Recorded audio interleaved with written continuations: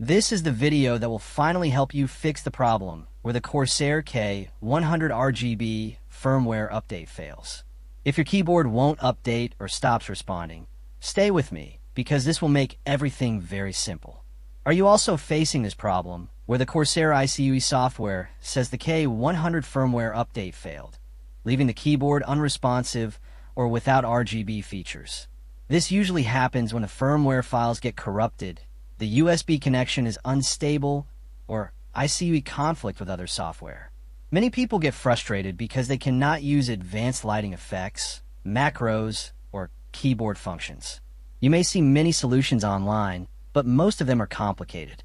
They tell you to reinstall Windows, reset iCUE completely, or run long command line fixes that are hard to follow. When I faced this problem, those methods wasted my time.